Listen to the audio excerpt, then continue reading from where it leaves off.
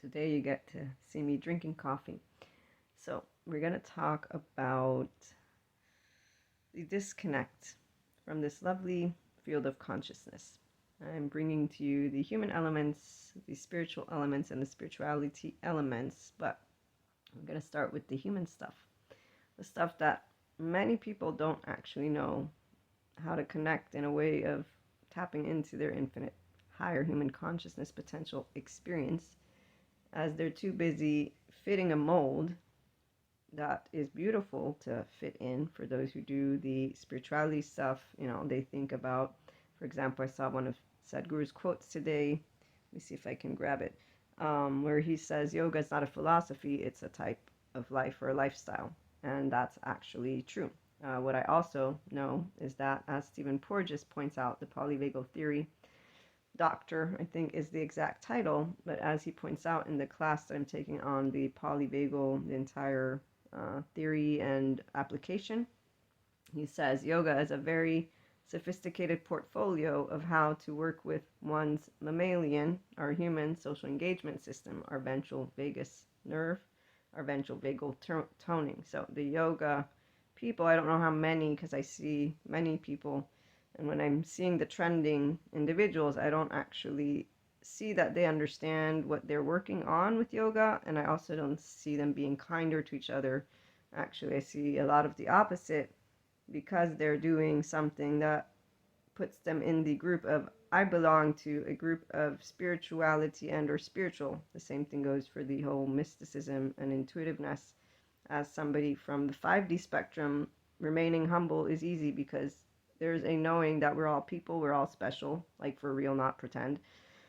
And I mean it, like, this is where there's this deep knowing that we all are imperfect. Like, hello, does humanity not know the word perfection and perfect? Like, there's just some things we just kind of know as common sense. And really what I want to equate this to is a common sense, functional adult human being who matures through their own life experience. They're able to make sense of the very real, terrible, and or difficult challenges that happen without pointing a finger and doing the blame, shame, guilt, and or revenge, which is not a game, but that's what usually comes out of my mouth because it's a circuitry that you see on TV all the time, and that the mystics in the 4D space keep talking about. It's the TV that is feeding your brain, or it's some siphoning of energy, or again, they're finding ways to say you're being affected versus realizing you're choosing to watch certain things, you're choosing to use certain words, you're choosing how to conduct this right here,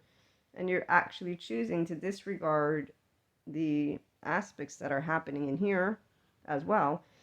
Now, to be fair, we didn't have all the somatics and trauma-informed stuff growing up. I know I didn't know any of it, but I know that as a teenager I made a very straightforward choice, and it doesn't mean because I still believe in anything really when it comes to afterlife, just saying. I mean, not, I do, but I don't. I mean, it's one of those things, the chicken or the egg, which one? We'll never know. That's what the 5D actually accepts. So we move beyond all subject matters because it's very easy to learn information, not identify with it. Remember that there's always new information that comes because apparently, I mean, again, somehow someone didn't learn this. I don't know. I actually don't understand. When I meet academics who are like that, I don't understand. When I meet people who are like that, I'm like, did you think that there would be a stopping at some point of accumulation of knowledge? Like, what can I say? So I'm going to share with you knowledge about being a human. And here's where the lovely intuitive stuff it adds. So being able to be intuitive, this is coming through, by the way, as like a complete channeled guidance from my lovely 5D mystics. I chose to do video and I chose to be as informal as possible. My hair looks very funny today, but hey, maybe, here's that. Let me joke. I actually feel that I'm like from the future. You guys, have you ever seen that cartoon with the family? I think it's the Jetsons. That's what I feel like when my hair does this thing. But everybody else seems to like it, so there you go. I don't not like it, and I do like it, and here, have a laugh. So let me begin.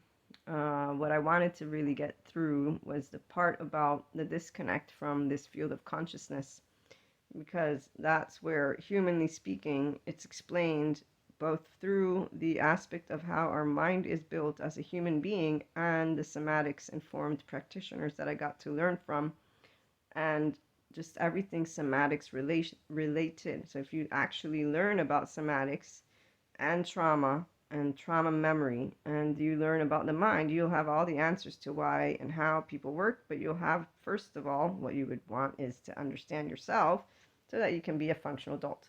So the ones who are always in compassion, they're the functional adults. The ones who know that people fuck up, excuse me, hopefully YouTube will be okay with a little bit of, cursing here or there. I definitely make it clear it's not for teenagers or children. So we'll find out if it gets taken offline. I'm so sorry. I'll re-record it. I have notes. It won't be as funny as this one, but still, it'll still get back online. So, as I keep learning about the mind from Daniel Siegel, here's what I want to present to you from my notes, and I may have it all screwy. Genetics shapes temperament, and how the brain develops is established by certain genetic factors, but there is no correlation to the way our personality unfolds. The way our personality unfolds is not related to our genes.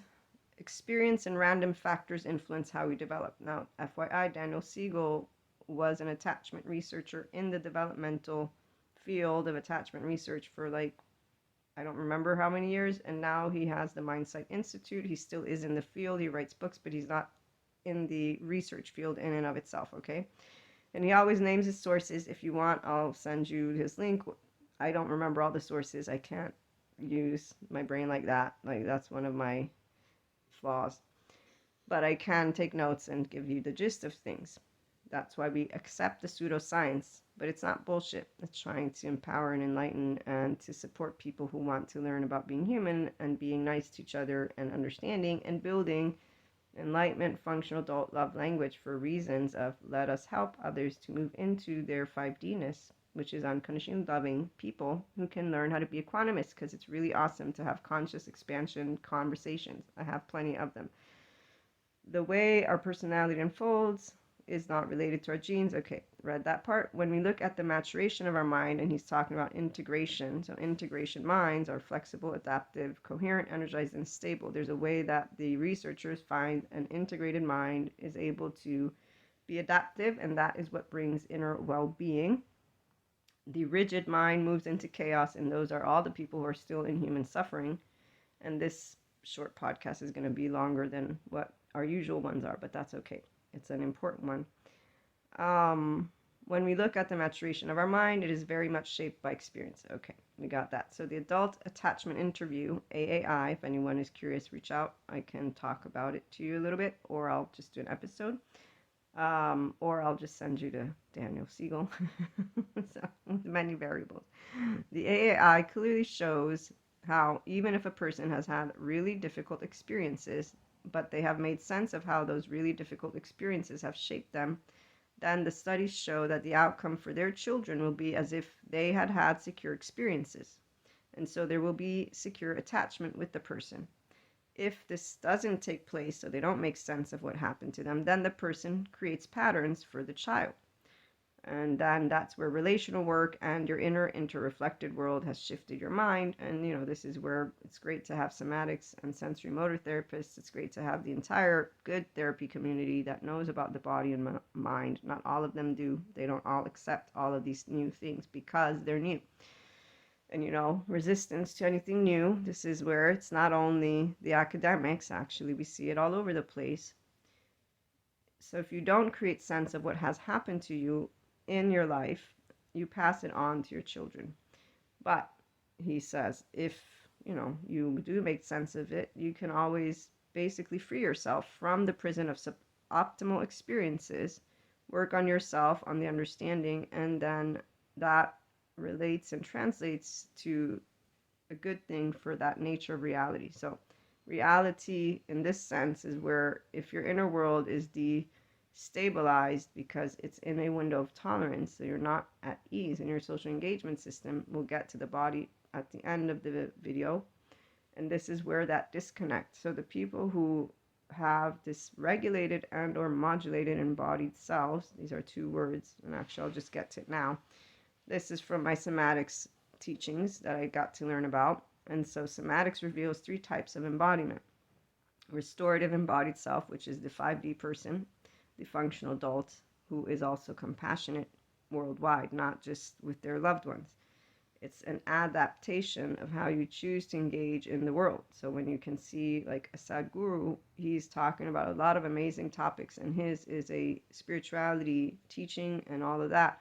But when you see he's equanimous, he knows how to address any person. If they're challenging him, he knows how to smile and be friendly. He's always in his own state of ease.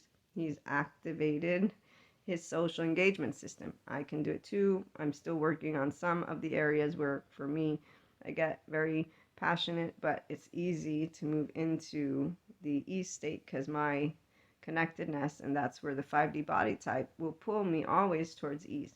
I'm talking about this. This body doesn't like rigidity. My head doesn't like rigidity. I don't like cold for a reason. Some people do. They feel safe in it. I don't. I feel uncomfortable in it. And this is something people don't actually even remotely think about because they're not curious about being human. And they're not curious about why people do what they do. They judge each other and they look up information to keep pointing those fingers. They don't actually get curious. Curiosity is, by the way, our social engagement system. So I'm always curious about everything. Okay, so the restorative embodied self, which is where the 5D person is, and the functional adults, the people who are easily in compassion towards themselves and humanity, they are deeply relaxed, calm, alert, warm. They have access to social connecting, and they're primed for connection. That's where we are. We love people, no matter who they are, no matter what biological rudeness. Thank you, Stephen Porges, for that term. This is when a person is in their sympathetic or dorsal vagal, or basically they're in their charged states. There's many different words I can use. They all equal the same thing. They're not being in their social engagement system. They are in what is going to be a modulated and or dysregulated embodied self. And then they're going to be addressing the individuals around them with a rigid mind, and that's where the adaptive child comes into the mix. Harsh, unforgiving, and I see a lot of them out there shouting at each other. A cancel culture, the people who block each other, the people who basically are just saying life sucks or humanity sucks. They're all against. This is where I see a bunch of teenagers all over the place when I hear the type of lack of conversations because of the agitation and the lack of awareness that agitation is equal to you not having mastered your mental or your emotional plane yet, which is in your connectedness here, and your body, of course, because you're not learning to use your nervous system, the social engagement one. You have yet to even understand that you are still working through unresolved trauma, memory, or attachment stuff, the categories. So secure attachment is where I really find it interesting how the statistics show that US alone has 50% to 65% secure attachment. We'll get to the sense of self, I'll read it now, of the secure attachment is coherent, free, autonomous. So they basically know I exist, I have a right to be here, so do you. You'd think they'd be more grown up about it. But that's where they have those charge states that I got to learn about from my lovely teacher, Sue Martin. This was in my trauma educational certificate class from Dr. Albert Wong's Somatopia. You can go look somatopia.com up and start there your education, or NICABM, or the Mindsight Institute, or embodied philosophy, or you can just read in a way of being curious. There's so many ways to find out how your body and mind works and how you can actually access your inner well-being every day of your life without needing to do any yoga. By the way, I did do yoga with Sadhguru. I did his inner engineering. I loved it. The yoga of grace, loved it. Loved all my lovely experiences. I didn't need it to be the type of person of let me be courteous to you, let me be compassionate. It's an inclined feeling for the 5D person. I'd say that those who want to move into the 5D-ness, they use the word a lot. It is about being a light worker. We're all light. It's about building relationships because we know how to communicate, because we know how to be at ease. This is where true confidence is, when you're not actually in any way, shape, or form getting agitated because somebody hurt your feelings, because they did something. And really, people don't do things, they use words that other people will find offensive, that they use their little morality book of code and all of it. It's like with the polysecure thing. You know how many people have reacted to me saying I'm polyamorous? Yeah. So I'm learning still how to navigate that space. It's going to get fun as we move into more of 2023 and beyond, just because apparently everybody knows how to tell everybody else what to do in their life. But, it's different when you're a teenager and then when you grow up and you see, oh, grown-ups do it too. Because again, I thought it was just teenagers being silly. So the secure attachment people, I'd say that they are lost within their charge states, even though they think they're not. And I'm talking right now about the intuitives who think they can tell everybody else where we're headed versus starting to learn about other things besides only the metaphysics of the terrorism, which is amazing. I love every bit of information that I have. I'm keeping on learning, but I'm like, okay, why are you still talking about the same stuff? It's been like, I don't even know how many years since I've been with this 5D ascension. It's amazing. I knew we'd be here today. Now I know where we're at, but I see the 4D community particularly, they just seem lost, is what I'm going to say. And it's not hard to find their way if only they stopped behaving like they knew how to tell other people what to do. And I'm going to leave that one alone for now. We'll keep talking about it in other episodes. Back to the important stuff. So the sense of self for avoidant is instead disconnected. The sense of self for ambivalent is a confused sense of self, and the sense of self for a disorganized attachment, which is a category in and of itself. And the disorganized attachment will actually have a secondary category assigned to it, classification. So it will be disorganized with secure, or insecure avoidant, or insecure ambivalent. And the disorganized, again, has a fragmented sense of self. This is where they experience the derealization and depersonalization as they experience life. It's almost as if life isn't happening to them. And this is due to the inner conflict. They have one body, one mind. Their household is terror, whether it be parents yelling at each other or siblings getting beaten. The infant is terrified in their physiology, or neglect being left to cry for like a whole day in your room alone. This is where we'll get to the experience expectancy part. That's what's going to give you input on why this happens. But the brainstem is going to want, the brainstem I think is back here, is going to want to get away from the source of terror, but obviously an infant can't. And the limbic system of our brain, which I think is here, I don't remember, but I do know the hand model. But anyways, yeah, this is the limbic system for Daniel Siegel's hand model. Not that you guys will know it, but just using different pieces of information that I know. And as I was saying, the limbic area seeks to attach to the figure. So the limbic area of the brain is saying, no, go towards your caregiver, because we expect to be able to trust. Trust means expansion of consciousness. Trust means safety from your body. That's what trust means, which is why when Sadhguru shares his quotes on how trust isn't what you do, I understand what he's saying. My question is how many people actually put it into practice, because expanding consciousness means you and I can have an adult conversation with vulnerability. That can only happen if you have those lovely 5DC, enlightenment soul age group people, because the enlightenment soul age group person for my 5D mystics is the person who is committed to their humanity, and they're committed to supporting human evolution and expansion of consciousness. So we naturally are inclined to know how to stay grounded in reality, because unless I'm in a physical peril, I don't need to be reactive to you being in biological rudeness. And when you're a 5D mystic, you actually always are in compassion, because you know that deep down, some shit's going down. Again, oops, hopefully YouTube won't. Please, YouTube, be forgiving. Some stuff's going down that has to do with that non-secure or disorganized attachment with the dysregulated and modulated embodied self. So this is where that's not a choice. It's not a choice to have a traumatized brain. A traumatized brain has a shrunken hippocampus, a shrunken prefrontal cortex, and an enlarged amygdala. There's a way that people will navigate life without knowing that they can move out of it, just because they're refusing, quote unquote, education And really what it is when they're looking up anything, they're trying to let me blame the next person who disappointed me. Teenagers.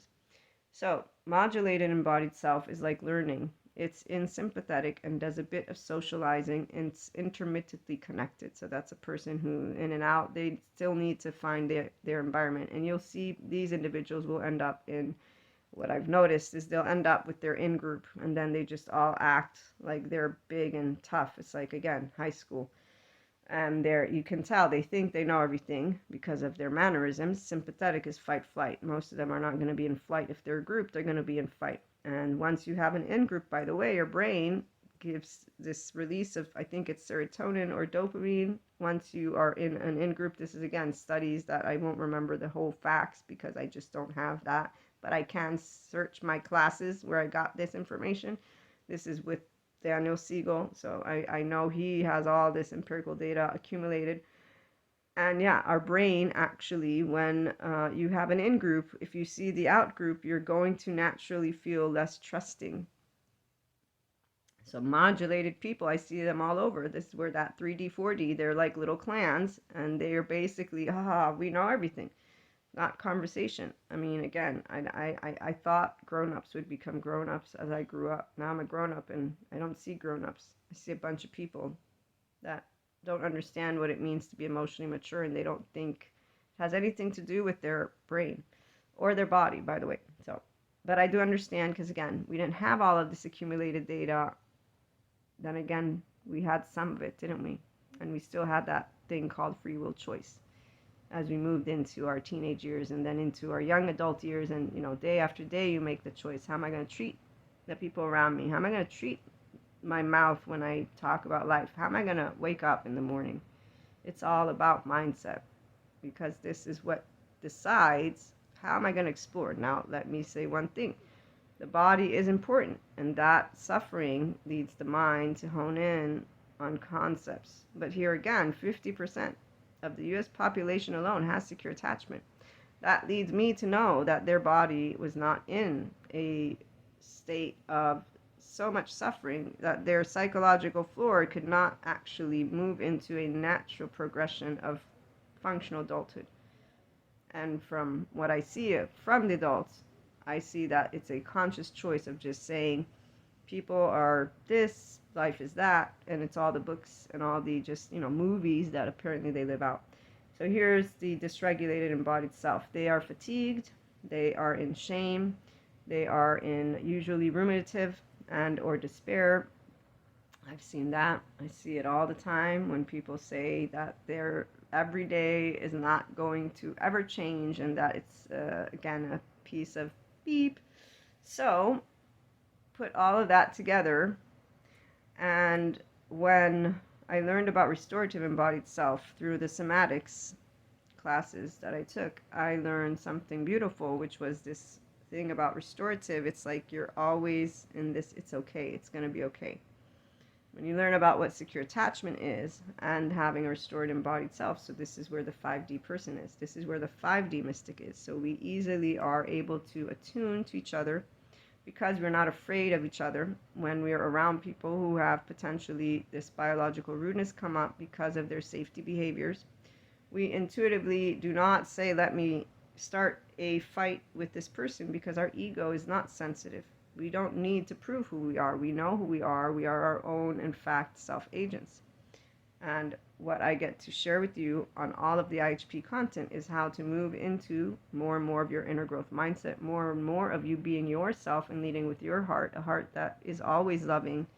The restored embodied self is the natural way every body is actually, it comes into this world. This is the part. You come into this plane, even though I would say that they're doing research. So when Daniel Siegel talks about the book he's writing with his colleagues, they're looking into when you come out of that womb, that what happens in that moment. Okay, so for example, that is where something disrupts a good feeling of ease and stuff like that. But again, I want to actually bring us to wrap up. So let me keep reading to you the part that was even more important to share with you today.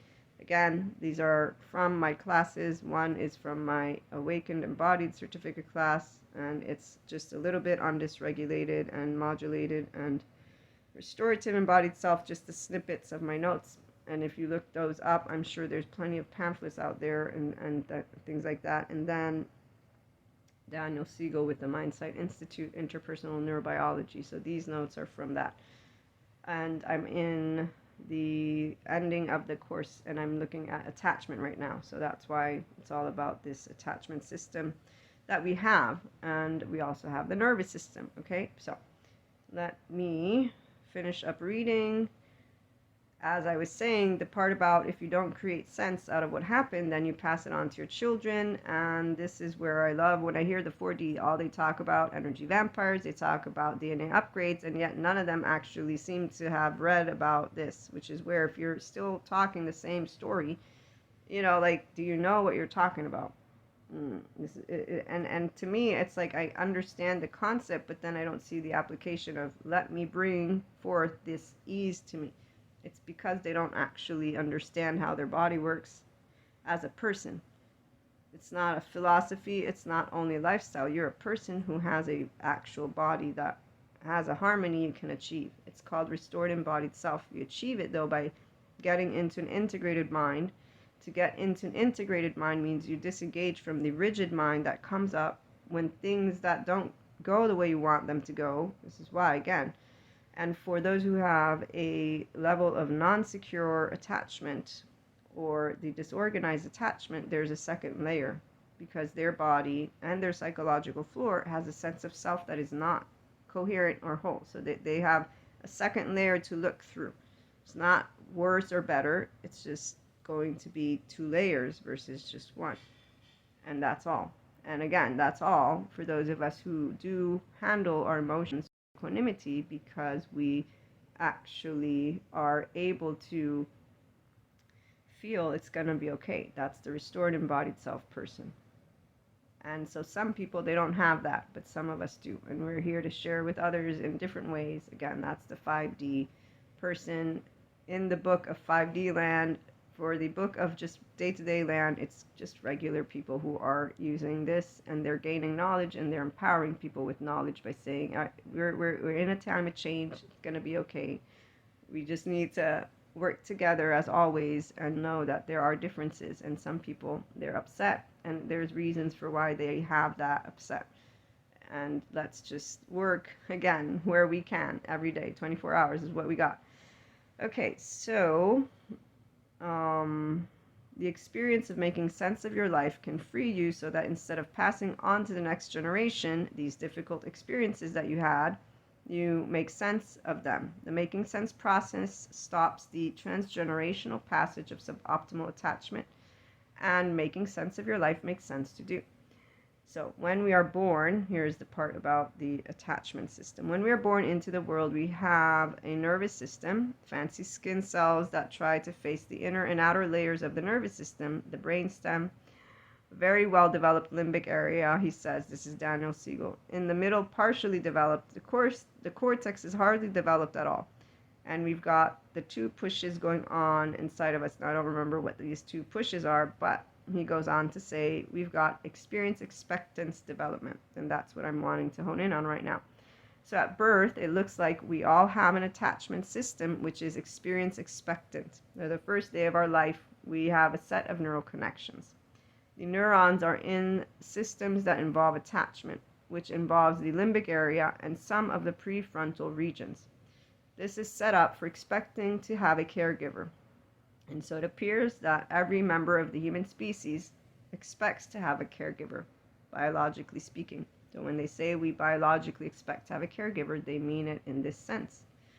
Secure attachment is where these experiences that my nervous system is already expecting to have are going to be fulfilled.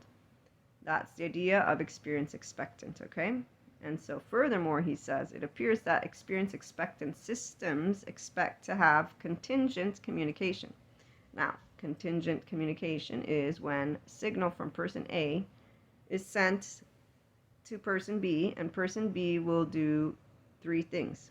They will receive the signal, they will make sense of the signal, and they will respond in a timely and effective manner. Now, this means receiving, making sense, and responding. Okay? These are the components of contingent communication, and this is what makes for secure relationships across cultures. Now, here's where it's not only children, right? When we relate to each other, the same thing. We want to be seen, heard, validated, accepted in our vulnerable places. This is what it's called to be in growing, expanding relationships of people who can be forgiving and nuanced. The ones who cancel each other out are not moving into flexible, adaptive, coherent, energized, and stable minds. They're not moving into integrated minds, and they're not moving into their oneness consciousness. They're staying within their adaptive child, limited consciousness, and that's that difference between an infinite higher human consciousness potential person choosing this as their experience versus the opposite. Not better or worse. Choices, free will. So he says, the example is, let's say I'm cold, and he's talking about an infant, and 20 times my body is cold. This happens 20 times in a row. Nobody is aware of me. Nobody responds to me. There's not the developmental of trust. There's not the development of contingent communication. What I'm experiencing is the development of non-contingent communication.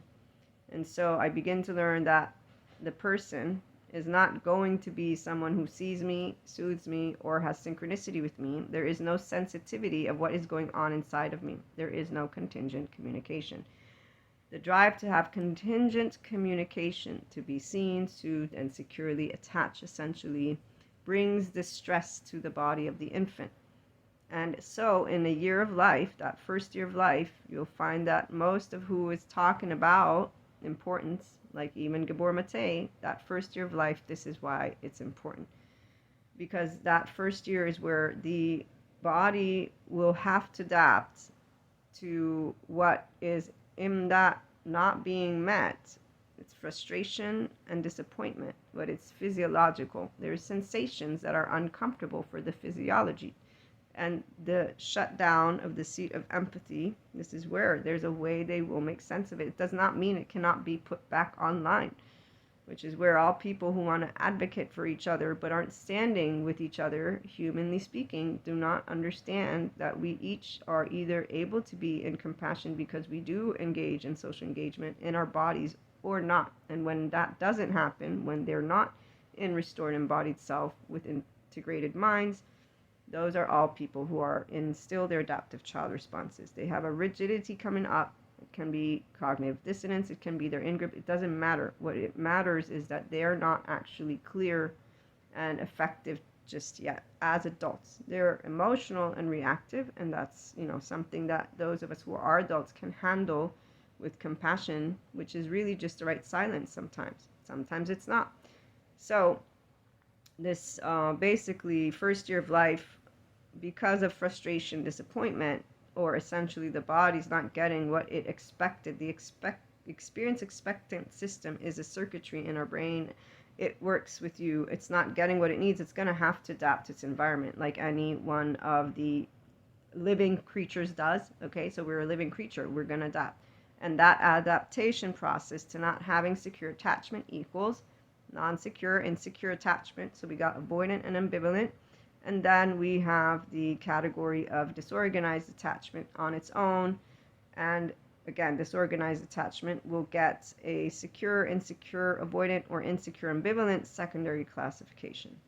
So when you do understand why people are how they are, you understand that they're all beautiful, beautiful human beings. And that if they don't know how to be a beautiful human being just yet, that they can use functional adults, enlightenment, love language, relationships. They can use people who are a little bit more equanimous within their bodies because we chose to love and we know how to love, and that we can then turn that other cheek because we understand that by being able to be blunt, authentic, transparent, and turn the other cheek. So you keep on conversing. That's the corrective experiences.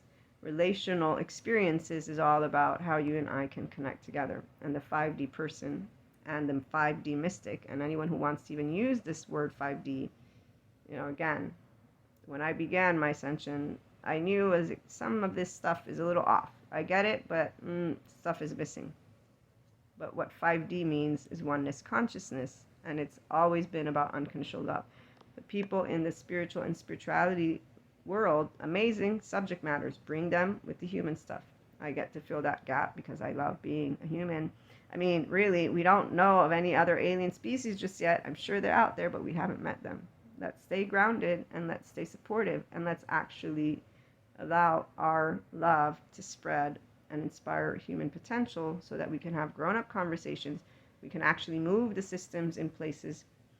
And as for how things are going to turn out, we will talk about that some other time. But again, there's 8 billion plus people here. Like, I really feel it's kind of silly to think that we're going to have one way to see how tomorrow is going to be. But we can begin by giving each other the chance to live a inner well-being for real. Looking forward to hearing about any questions you have. I hope you enjoyed. Have a great day.